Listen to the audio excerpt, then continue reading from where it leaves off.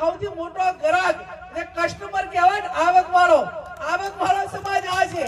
તો આ સમાજ અંધશ્રદ્ધામાંથી નીકળી જાય તો બધા બીજાને તો ઘણી બધી તકલીફો પડે, અને તકલીફો પડે એટલા માટે કરીને અને આ રાજકીય આગેવાનો, ધારાસભ્યો બેઠા છે, સંતો બેઠા છે, બધા વિક્રમભાઈ ના બધા જવાબદાર આગેવાનો બેઠા છે. તો હું એક પ્રશ્ન કરું છું, પ્રશ્ન મનોજભાઈ કરું કે ના કરું? કરવા માટેની છૂટશે ને બાપુ?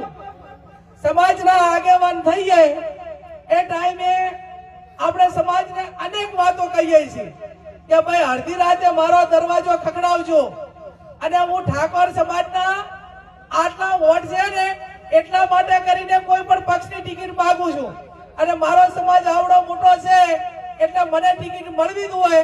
આવા દાવા અમે બધા કરા છે કે નથી કરતા? કરીએ છે કે નથી કરતા? પછી ચૂંટણા પછી ટિકિટ મળી ગયા પછી ધારાસભ્ય થાય, સંસદ સભ્ય થાય, સરપંચ થાય, જે એની માંગણી હોય એ સમાજ પૂરી કરે. તો બધા સમાજનો એજન્ડા હોય, અને શાના માટે તમે રાજકારણમાં આવ્યા છો? સમાજ સેવા માટે આવ્યા છો, લોકોની સેવા માટે આવ્યા છો. તો એ મુદ્દો તમારે અગ્રેસિવ રહેવો જોઈએ કે ના રહેવો જોઈએ? તમે વ્યસન મુક્તિના નામે નેતા છો તો તમારો વ્યસન મુક્તિનો મુદ્દો એ સમાજમાં વ્યસનો દૂર ન થાય ત્યાં સુધી તમારા મોઢેથી બુલંદ એ રહેવો જોઈએ કે ના રહેવો જોઈએ? રહેવો જોઈએ.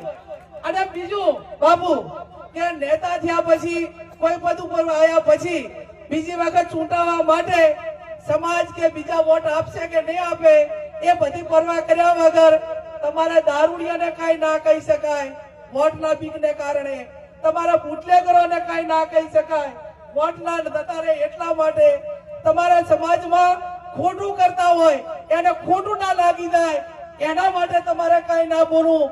અને સમાજ એ અંધશ્રદ્ધામાં ધકેલાતો હોય અને સમાજનું શોષણ થતું હોય તોય તમારે કઈ ના બોલવું. તો તમને ધારાસભ્ય શા માટે બનાયા? તમને સંસદ સભ્ય શા માટે બનાયા? તમને સરપંચ શા માટે બનાયા? તમને કોઈ સંગઠનના નેતા શા માટે બનાયા? એટલે બીજું કોઈ બોલે કે ના બોલે, પણ જ્યાં સમાજનું શોષણ થતું છે ત્યાં વોટ બેંકની રાજનીતિ કર્યા વગર